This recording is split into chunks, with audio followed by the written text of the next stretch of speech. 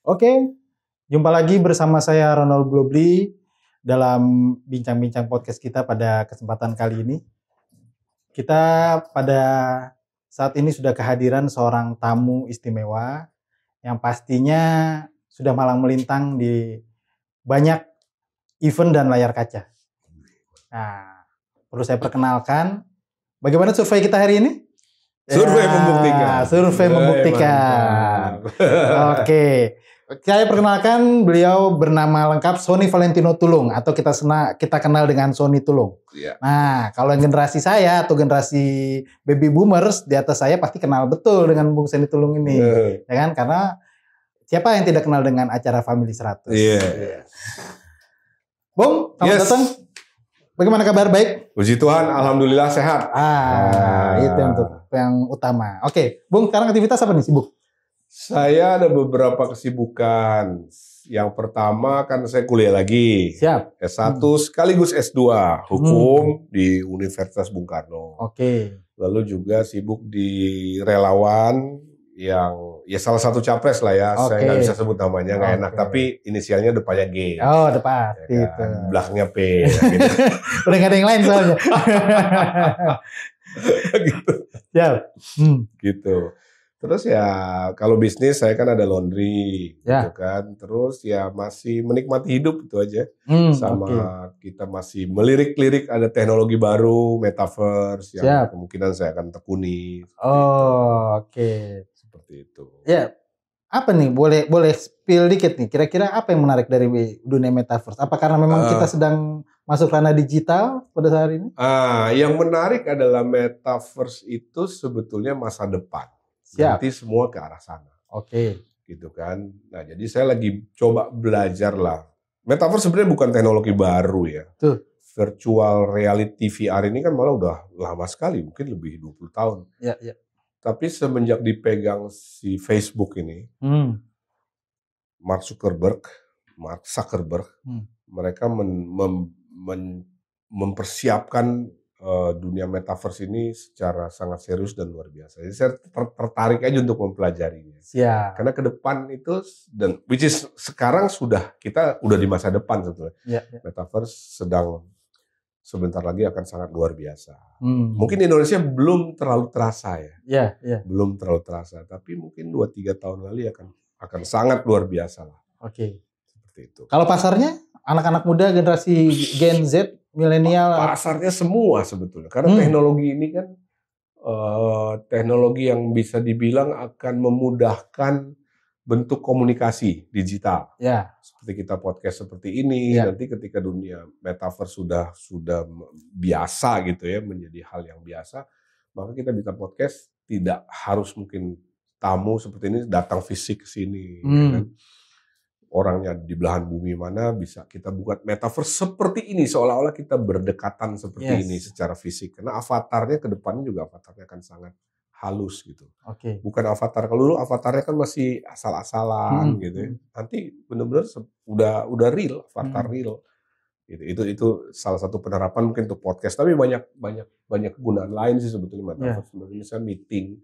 Kita sekarang ini kan banyak pakai Zoom ya kan. Jadi kita tetap bisa lihat tuh. Tapi tetap ada keterbatasan. Nah, kalau metaverse kita bisa duduk satu meja dengan avatar yang memang avatar yang real. Seolah-olah kita meeting satu meja, padahal satu orang di mana kayak gitu. Itu pengembangan dari kedepannya seperti itu. Untuk Indonesia sendiri infrastrukturnya apakah sudah siap? Untuk saat ini sebenarnya sudah cukup baik ya, karena metaverse itu kan harus didukung oleh jaringan internet yang baik, yang bagus. Nah. Mungkin saya bisa bilang Indonesia sudah cukup termasuk baik lah, walaupun bukan yang terbaik. Karena sekarang teknologinya udah 5G ya. Sementara Cina udah 6G. Mungkin kedepannya pasti akan lebih baik lagi lah teknologi ini. Seperti itu. Artinya kita siap menatap masa depan yang cerah ya dari metaverse ya. Oke. Nah, ini kan udah lama nih kita nggak lihat Bung Sony ada di layar kaca. Sekarang kemudian tadi ada juga mengatakan lagi aktif mendukung salah satu capres. Coba mungkin bisa cerita bagaimana kemudian memilih jalan itu. Jadi saya ini sekjen di salah satu relawan Ganjar, Mas Ganjar, namanya Tim GP. tim GP itu ketumnya Mas Dade Marhendra. Ya. Anaknya Bu Rahma almarhum, cucunya Bung Karno. Ya. Saya di situ dipercaya sebagai sekjen. Seperti itu. Jadi memang karena kami punya satu visi, saya dengan Mas Dade, ketika Mas Dade menawarkan saya, ngajak saya untuk, Mas Sony mau nggak jadi sekjen? Ya, saya sangat bersedia karena memang kita sama-sama satu pilihan, ya kan, kita siap untuk membantu memenangkan Mas Ganjar dengan kapasitas kita, gitu, untuk terlibat secara aktif membantu Mas Ganjar. Nah, cuma bedanya kalau di tim GP ini kita bukan seperti relawan teman-teman yang mungkin bisa dibilang teman-teman senior ya, artinya kita tetap turun ke jalan, tapi kita lebih mau mainnya di milenial dan Gen Z. Jadi kita persiapkan event-event yang memang sasarannya ke milenial dan Gen Z. Gitu. Nah boleh tahu nih potret milenial dan Gen Z pada hari ini di kontestasi politik seperti apa? Milenial dan Gen Z saya kira ini adalah penentu kemenangan siapapun capres nanti. Karena kalau survei membuktikan itu kan 5-6%, bahkan ada yang bilang sampai 60% jumlah dari milenial dan Gen Z saat ini yang merupakan menurut saya penentu kemenangan. Siapapun harus capres kalau mau menang mereka harus merangkul ini. Gitu. Itu yang membuat kami, saya dan Mas Dade di tim GP concern untuk membuat atau katakanlah menciptakan sesuatu yang bisa merangkul mereka, gitu. Karena ini kekuatan yang sangat besar dan sebagian mungkin besar dari mereka, karena anak-anak milenial ini kan anak muda ya, mungkin sebagian juga agak apatis terhadap politik kan. Dulu saya juga awal waktu muda kan nggak terlalu apatis politik gitu kan, saya kira seperti itu.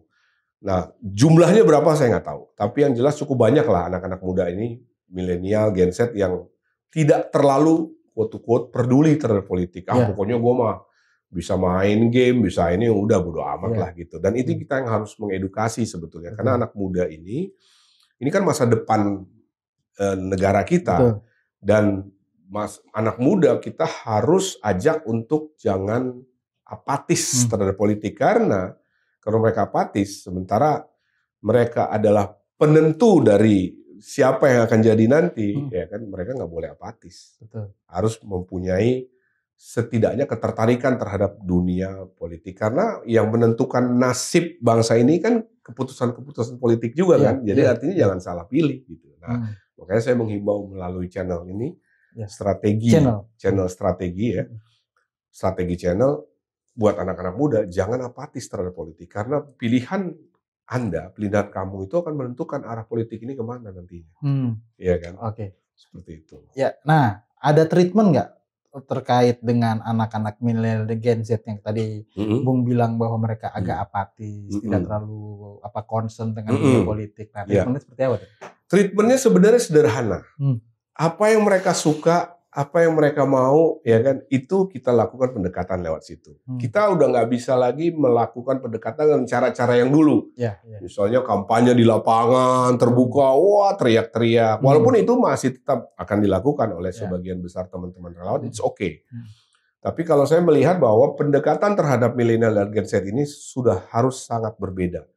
Kalau mau untuk melibatkan mereka, ya kan mereka nggak peduli itu disuruh panas-panasan, mendingan di dalam rumah ber-AC gitu, dalam ruangan, mendingan main games kan gitu. Jadi treatmentnya sangat-sangat berbeda terhadap katakanlah treatment yang senior-senior nih, gitu. Lewat apa ya? Kita mungkin bisa melakukan pendekatan lewat event-event dan lain sebagainya, ya kan seperti itu. Yang menghimpun mereka ya, pastinya. Iya, mereka sukanya apa nih? Kita kasih yang mereka suka, gitu kan. Tentu saja dengan mengkomunikasikan bahwa capres yang kami dukung, ya kan. Kalau kamu juga dukung capres ini akan membantu kamu ke depannya. Misalnya terhadap anak-anak Gen Z milenial kan suka dengan ekonomi kreatif, ya kan. Musik-musik katakanlah Phil Koplo itu ternyata melibatkan banyak juga pelaku industri kreatif gitu kan. Nah, menurut kami pendekatannya terhadap anak-anak muda ini ya harus melalui pendekatan-pendekatan seperti itu. Ya kan, dan kami akan perlu mengkomunikasikan bahwa kalau memilih Mas Ganjar, maka Mas Ganjar ini sangat juga concern terhadap pelaku industri kreatif. Jadi kalau mau anak-anak muda ini melihat kelanjutan daripada industri kreatif yang langsung bersentuhan dengan mereka milenial Gen Z, ya pilihlah Ganjar Pranowo kan gitu kan. Gitu. Oke, nah kalau boleh tahu nih, karena kan memang sudah pendukung Mas Ganjar, ya, kenapa harus memilih Mas Ganjar? Sederhana sebetulnya. Satu, ada kedekatan secara ideologis. Saya sama-sama di GMNI dulu. Siap. Jadi saya tahu betul seorang Ganjar itu seperti apa nasionalismenya. Sangat nasionalis, sangat cinta Indonesia, dan yang menjadi pertimbangan juga tidak pernah main mata dengan kelompok radikal atau apapun itu untuk melancarkan ambisi politiknya, ya kan, dan sangat strict terhadap radikalisme dan intoleransi. Menurut saya ini yang udah nggak bisa ditawar lagi. Capres lain saya nggak tahu, tapi Mas Ganjar dengan jelas, ya kan, di beberapa kali juga peristiwa.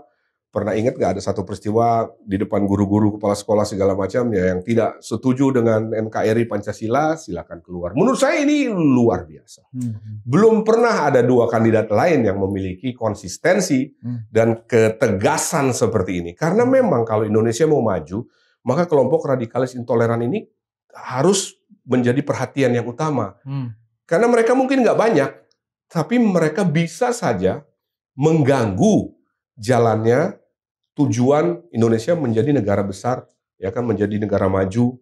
Seperti gimana mau maju kalau kita ribut sendiri soal ideologi, ribut sendiri, ya kan. Jadi sebenarnya persoalan ideologi ini harusnya udah selesai gitu. 45 tahun yang tahun 1945 ketika Indonesia menyatakan bahwa kita merdeka gitu. Tapi ternyata sekarang itu belum selesai. Masih ada kelompok-kelompok, ya kan, tertentu yang mau ganti dasar negara, nah dan lain sebagainya. Ini kan tantangan sebetulnya.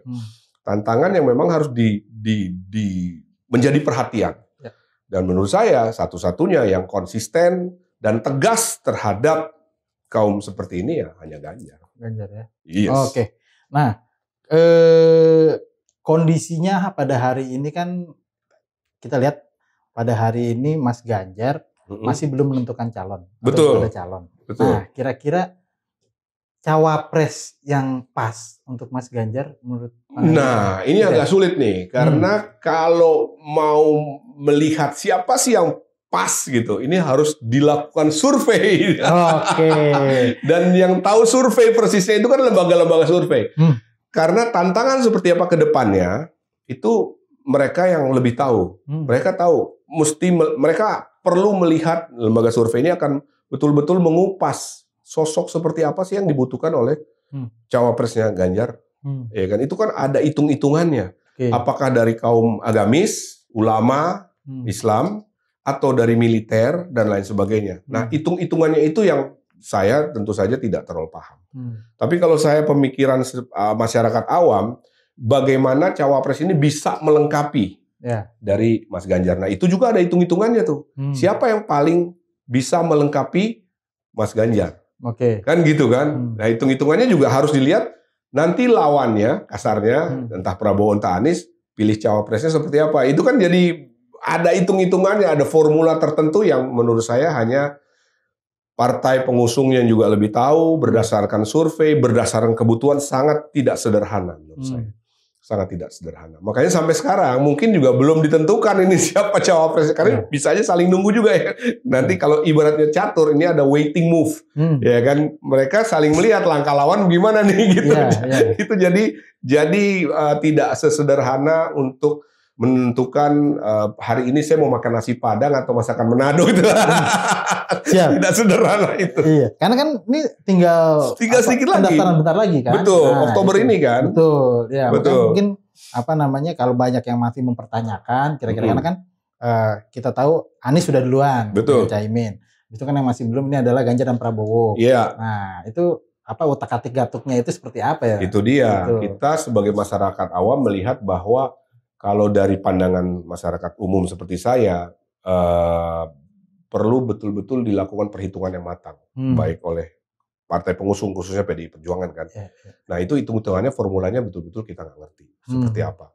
Karena juga banyak faktor kan. Kalau misalnya ada beberapa nama, Andika Perkasa, ya kan, tuh untuk mengimbangi Prabowo gitu kan. Tapi kan nggak sesimpel itu, harus juga dilihat hitung-hitungannya kan.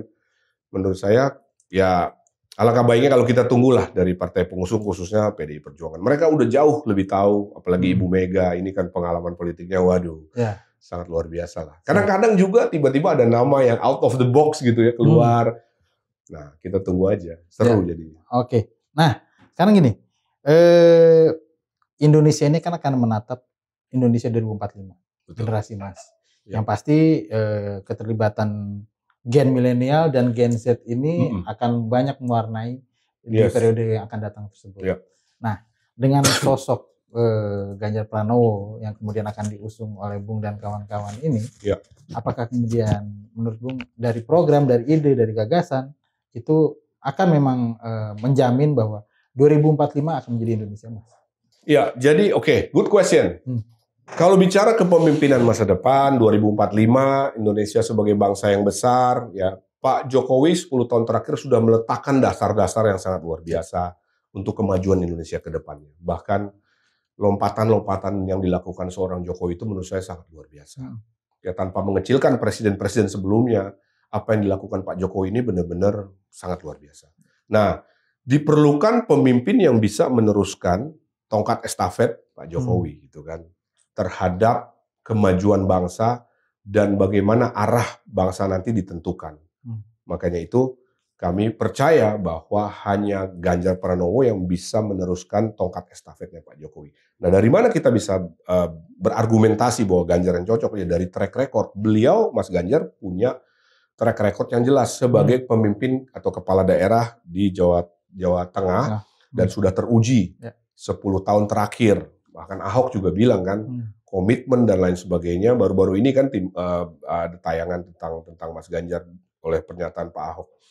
Bahwa Ganjar memang sudah teruji, terbukti bagaimana konsisten komitmennya membenahi Jawa Tengah. Memang tidak bisa yang namanya menyenangkan semua orang. Tapi ingat, ketika bicara tentang Jawa Tengah itu ada sekian, 20 sekian provinsi ya ingat saya.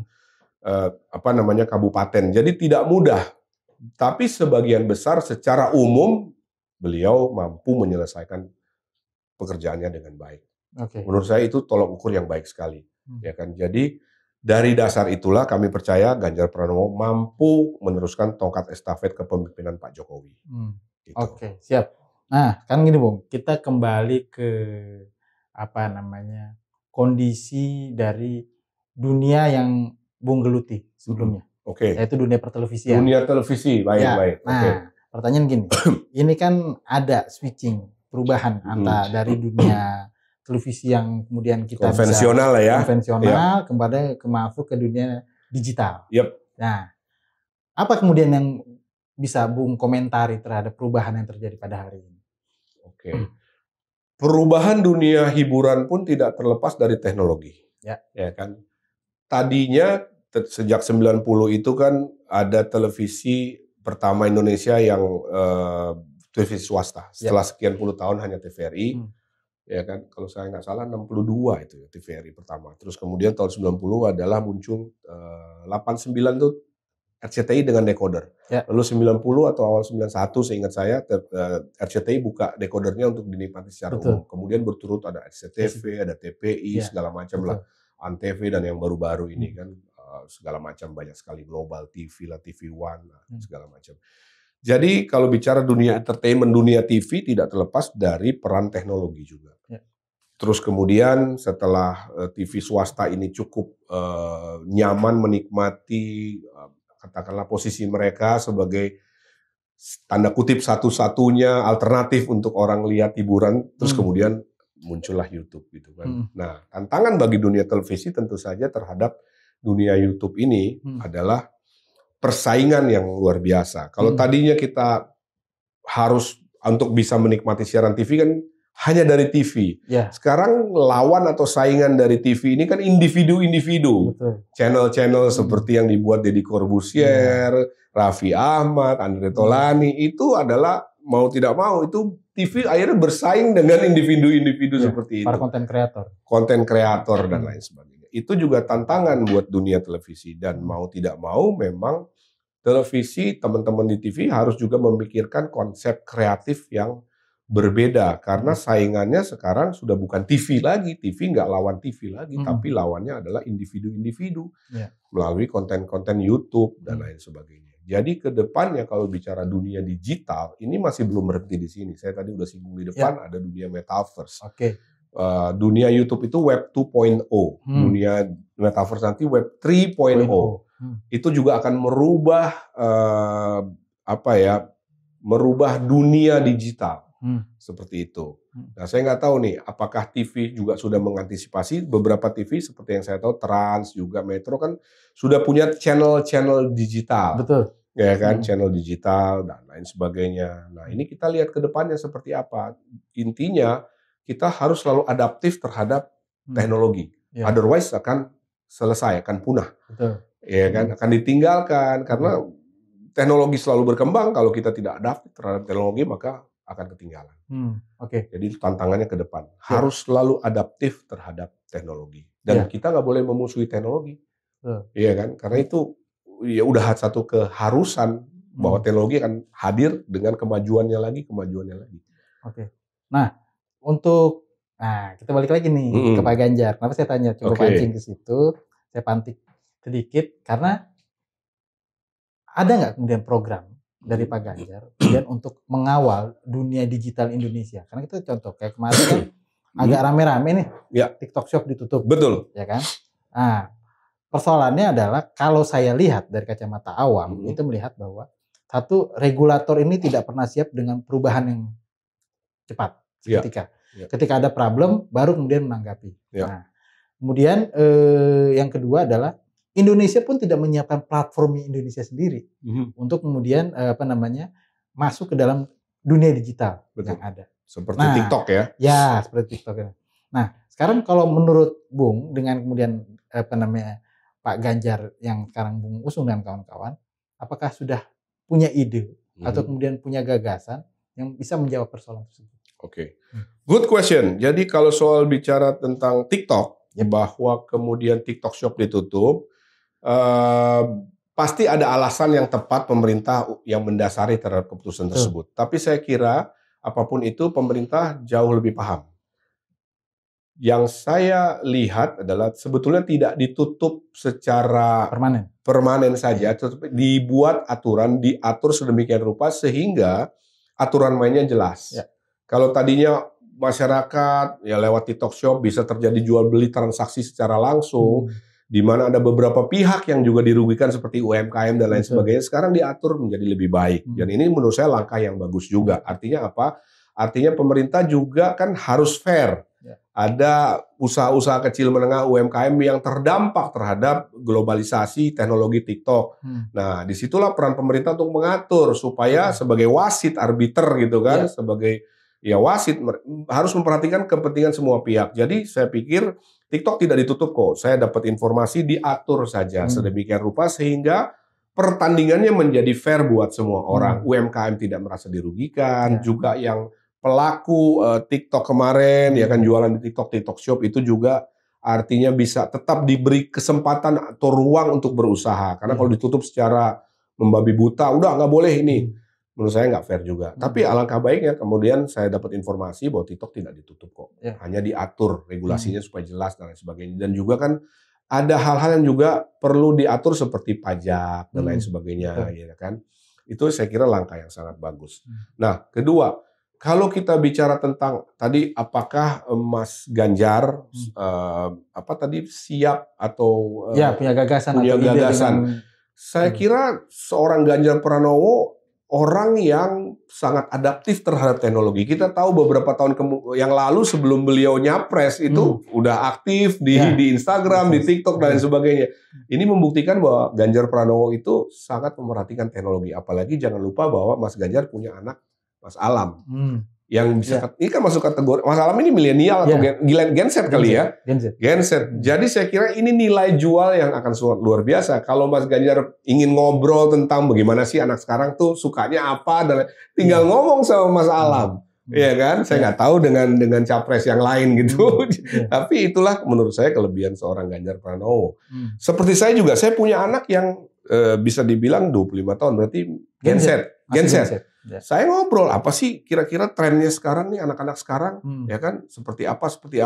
Saya pernah ngobrol ketika mau bikin event, saya bilang kalau pakai onsel gimana?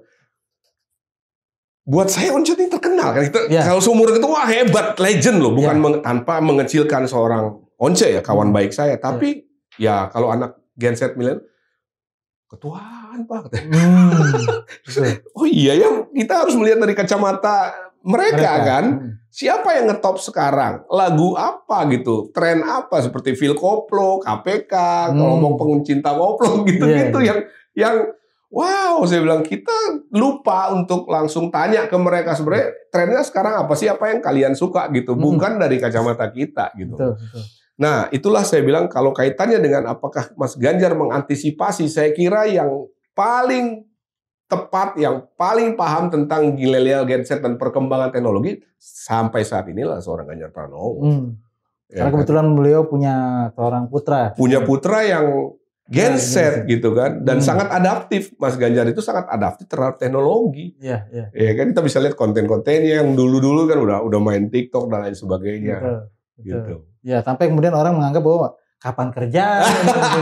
Padahal kalau dilihat kan ternyata banyak kan hasil-hasil. Ya, kalau mau lihat kerjanya saya bisa kasih koordinatornya prestasi seorang Ganjar Pranowo. Itu dia makanya. Sekarang kita coba melihat ini, Bung. Gen Z ini kan sebenarnya punya keunikan. Gen Z dan milenial ini punya keunikan yang mereka sendiri kan. Nah, sekarang mereka ini sebenarnya benar-benar apatis nggak sih dengan politik, perpolitikan pada hari ini? Atau kemudian mereka punya paradigmanya mereka sendiri melihat kacamata politik yang ada? Karena kan kita punya pengalaman nih, perbenturan kepentingan dari 2019, di mana kemudian dikotomi antara cebong kampret menguat, ya kan? Mereka apakah kemudian ada isu-isu juga yang kemudian mereka coba usung, mereka coba lihat tentang masa depan mereka, tentang dunia pekerjaan, tentang alam, ya kan, tentang kepastian pangan segala macam. Nah, tadi saya di awal sudah menanyakan treatment khusus apa. Nah, tapi kemudian yang sekarang ini Gen Z dan milenial ini sebenarnya apa sih yang ada di kacamata mereka, yang mereka lihat? Dan kemudian sosok pemimpin seperti apa sih di kacamata mereka? Oke, sebetulnya untuk menjawab ini kita perlu bikin survei ya. Survei membuktikan lagi. Gitu kan. Tapi kalau dari kacamata awam, tanpa data apapun, saya berasumsi, boleh saya berasumsi, tentu saja boleh ya kan, bahwa anak muda di zaman apapun selalu ada kelompok-kelompok yang apatis terhadap politik. Ya. Itu udah rumusnya dari zaman saya juga, ada yang concern terhadap politik, mungkin sebagian kecil, tapi sebagian besar juga tidak concern terhadap politik. Ya kan? Persis pasti tanpa survei juga saya bisa berasumsi anak muda sekarang yaitu milenial Gen Z juga pasti seperti itu. Sebagian besar dan mereka tidak terlalu concern terhadap politik. Tapi jumlahnya berapa saya nggak tahu persis karena ini kita perlu lakukan survei. Ya. Tapi apakah semua? Ya nggak juga. Mereka juga banyak yang concern terhadap politik. Cuman sekali lagi seberapa besar kita harus bikin survei supaya nggak salah. Intinya adalah anak-anak muda sekarang, milenial Gen Z zaman sekarang memang agak berbeda dengan bukan agak berbeda, sangat berbeda. Mereka juga concern bahkan terhadap hal-hal kecil seperti isu lingkungan. Betul. Anak-anak sekarang cukup surprising buat saya. Justru lebih memperhatikan isu lingkungan, ya kan, isu mungkin faktor tadi alam dan lain sebagainya. Jadi karena memang zaman sekarang adalah dunia informasi terbuka luar biasa, ya kan. Dan anak-anak muda zaman sekarang concern terhadap hal-hal seperti itu. Nah kalau bicara politik, apakah mereka concern terhadap politik? Ya kita perlu lakukan survei terhadap itu. Tapi rasanya ada pasti yang apatis, ya kan, bodo amat lah. Siapapun presidennya gitu kan dan lain sebagainya. Menurut saya ini yang menjadi fenomena menarik karena jumlah milenial Gen Z ini cukup besar, 56 bahkan ada yang bilang sampai 60%. Yang sebagian besar kalau dalam pandangan saya adalah swing voters. Mereka kan belum menentukan pilihan kemana ini, ya kan, mau milih siapa nih. Nah, kunci kemenangan capres ya kan adalah bagaimana mendekatkan diri dengan pola komunikasi yang sama atau mendekati pola komunikasi yang sejalan dengan inspirasi aspirasi anak-anak muda ini. Gitu. Jadi nggak bisa model kampanye yang seperti 10-20 tahun lalu di lapangan teriak-teriak ya kan nggak bisa lagi. Kita harus masuk ke mereka lewat komunitas. Menurut saya itu yang paling penting. Pendekatannya harus pendekatan komunitas. Mereka sukanya apa? Nah, itu yang kita harus lakukan, pendekatan seperti itu. Sambil kita mengkomunikasikan bahwa kalau kamu pilih Mas Ganjar, maka kepentingan kamu seperti ekonomi kreatif, ya kan? Mereka kan pingin kepastian, pengen kepastian bahwa hobi saya, ya kan, dan lain sebagainya yang saya suka ini didukung nggak nanti ekonomi kreatif seperti koplo, apa lain sebagainya. Itu kan banyak hal yang menjadi pemikiran mereka. Gamers, mereka suka games ya. Kedepannya pemimpin yang jadi ini mendukung mereka nggak? Karena ternyata zaman dulu ketika bicara game, ya kan, ibu-ibu keluarga, bapak-bapak keluarga, orang tua bilang kamu main game dulu gitu kan. Kapan sekolahnya? Sekarang malah kamu sekolah mulu, main game aja lah dapat duit.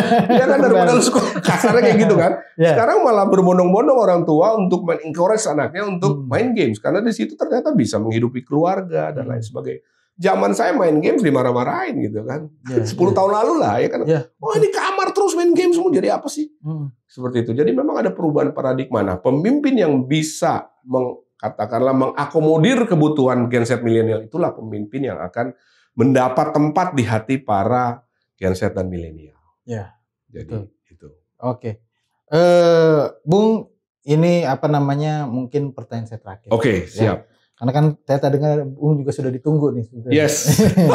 Ya, oke. Ada kesan dan pesan untuk pemilih pemilih pemula kita nih, Gen Z dan milenial ini, yang ingin Bung sampaikan, karena kan target market Bung untuk kemudian mengkampen kan adalah generasi mereka. Nih. Yes. Oke, kira-kira message apa yang mau Bung sampaikan? Oke, message saya sebenarnya sederhana saja. Secara langsung saya katakan yang pilih Ganjar Pranowo. Karena Mas Ganjar ini menurut saya dan sesuai dengan data yang kami punya adalah capres yang memang sangat concern terhadap anak-anak milenial dan Gen Z. Ditambah lagi Mas Ganjar itu anaknya kan Mas Alam yang memang adalah masuk kategori Gen Z. Ya. Jadi betul-betul sangat tahu kebutuhan Gen Z dan milenial ke depannya. Ekonomi kreatif salah satu yang paling penting harus dipikirkan. Ya kan, capres ke depannya apakah bisa mengakomodir, dan menurut kami ya seorang Ganjar Pranowo paling pas, paling tepat dan paling bisa mengakomodir kebutuhan milenial dan Gen Z. Yep. Salah satunya lewat program-program ekonomi kreatif. Industri kreatif ini nanti akan sangat luar biasa. Ekonomi kreatif, digitalisasi juga dan lain sebagainya. Harus capres yang memang punya bisa dibilang visi ke depannya seperti apa, dan yang punya visi ke depan juga jangan lupa bukan hanya visi tetapi juga ada rasa nasionalisme. Ada rasa nasionalisme yang kuat, yang bukan hanya kita bangun Indonesia dengan hebat luar biasa, tetapi juga tetap ada landasan ideologis yang kuat. Ya. Itu yang penting. Karena tanpa landasan ideologis yang kuat, Indonesia mau kemana gitu kan? Ya. Itu yang ada repot. Jadi tetap kita harus adaptif terhadap teknologi, tapi jangan lupa bahwa akar kita adalah Indonesia, budaya Nusantara yang memang sudah berakar kuat. Ini yang harus tetap kita jaga, jangan sampai dirusak oleh ideologi-ideologi transnasional, ideologi lain yang memang bukan budaya kita. Dan saya kira ya yang paling pas untuk membuat atau mengawal Indonesia untuk lebih maju lagi, melanjutkan tongkat estafet seorang Presiden Jokowi adalah Ganjar Pranowo. Nggak ada yang lain. Oke. Terima kasih Bung Sony Tulung. Terima kasih, thank you. Rekan-rekan dan Sobat Strategi Channel, kita akan ketemu lagi di bincang-bincang lebih menarik, atau mungkin kita akan undang lagi Bung Sony Tulung untuk kemudian memaparkan ide dan gagasannya di sini. Thank you. Bye.